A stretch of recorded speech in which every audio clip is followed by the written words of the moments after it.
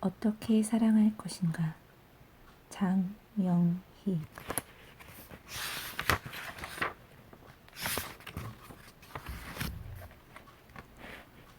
How to live, how to love. 문학의 주제를 아주 크게 얘기한다면 어떻게 삶을 살아가는가를 보여주는 How to live, 어떻게 살 것인가. 거기에 덧붙이면 How to live and how to love, 어떻게 살 것인가, 어떻게 사랑할 것인가를 알려주는 것입니다. 산다는 것은 어쩌면 모든 것이 사랑의 관계인지 모릅니다.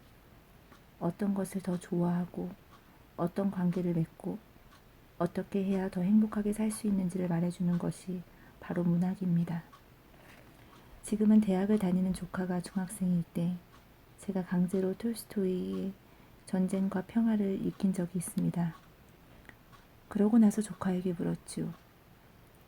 그래서 전쟁과 평화가 무엇에 대한 이야기이든 그리고 무엇을 느꼈지?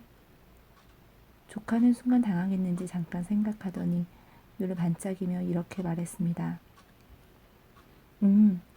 전쟁은 나쁘다고. 그것은 너무나 간단하고 엉성한 대답이었지만 완벽하게 정확한 답이기도 했습니다.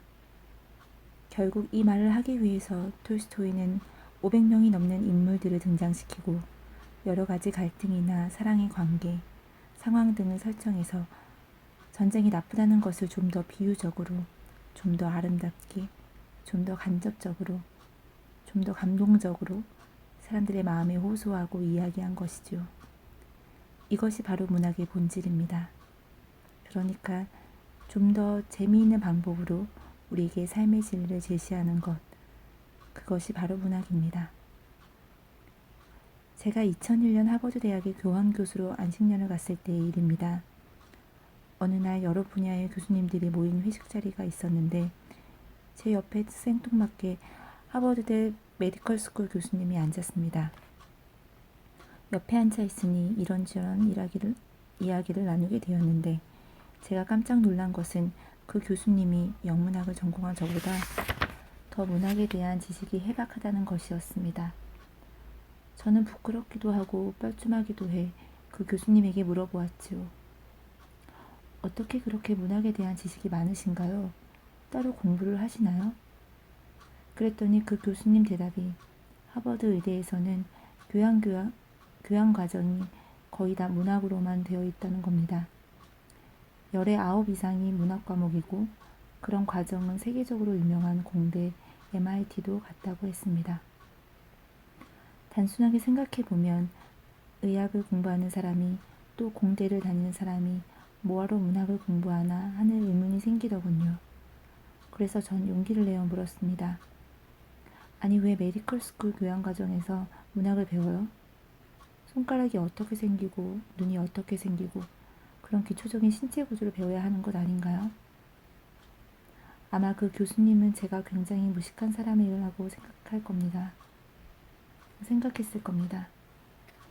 저를 무척 호플리스, 임파서블 한 사람이라고 보았는지 가만히 한숨을 쉬고는 이런 이야기를 들려주었습니다. 초음파 검사를 하다 보면 제가 생각해도 참 이상한 점이 있어요.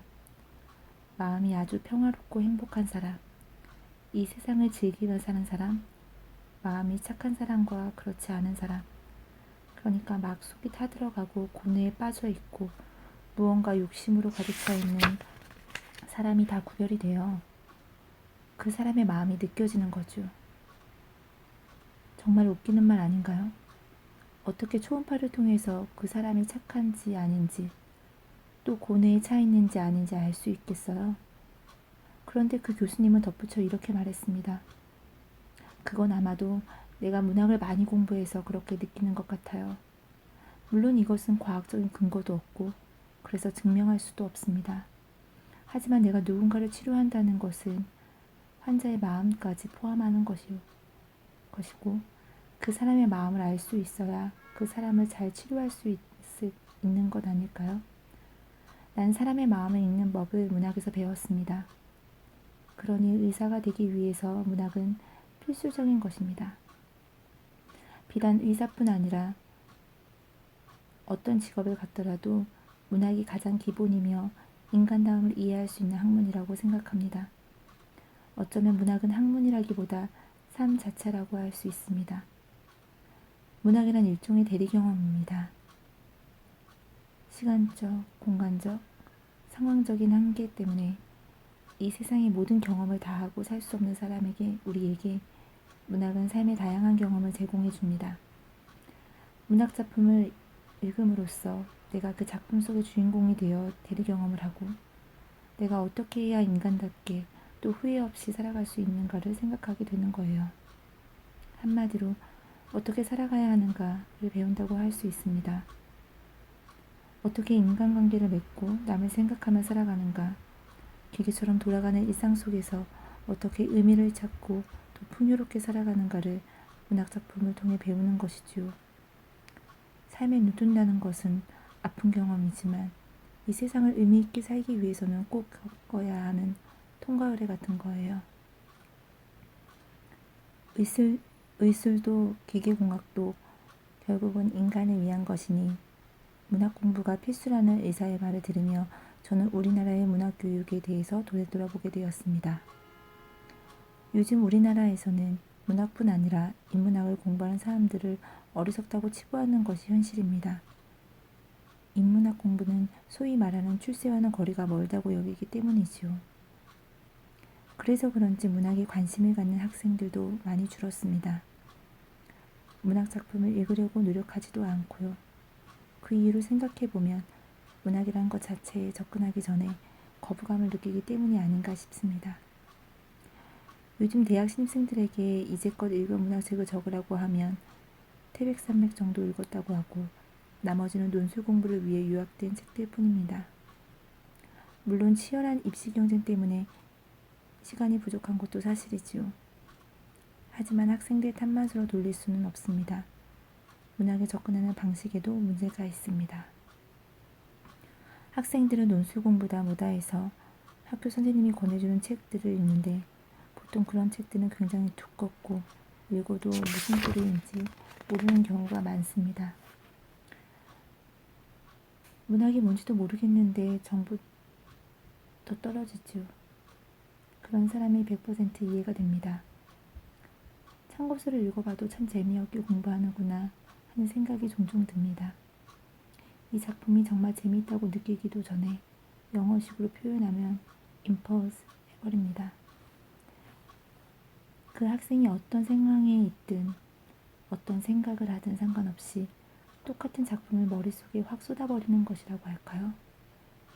그러니까 다 흘러내리는 거지요. 하지만 아무리 여러분이 싫어하고 거부감을 느껴도 인류가 존재하는 한 문학은 사라지지 않습니다. 물리적인 판단으로 모든 것을 정의하는 세상이라도, 그러니까 아무리 부자로 살고 편리한 세상에 살아도 우리 마음속 어딘가에는 빈 공간이 있어요. 몇 년 전 한 재벌 총수가 죽기 직전 회한에 가득 차서 아들에게 이런 유언을 남겼다고 합니다. 너하고 사랑을 나누지 못해서 정말 미안하다. 겉으로 보기에는 아무런 부족함 없이 풍요로운 삶을 살았지만 결국 죽으면서 그가 남긴 말은 이 한마디였다고 합니다. 저는 여러분 안에도 진정한 가치를 추구하고 나 혼자가 아니라 남을 생각하고 또 사랑하고 사랑받고 싶은 마음이 늘 존재한다고 생각합니다. 문학 공부의 시작은 바로 그 마음이 되어야 합니다.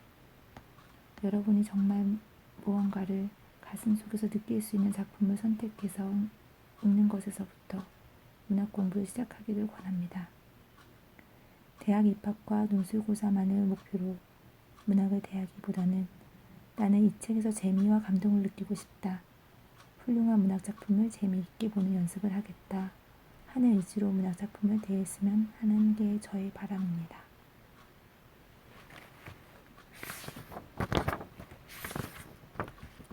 좋은 책을 읽는다는 것은 과거의 훌륭한 사람들과 대화하는 것이다.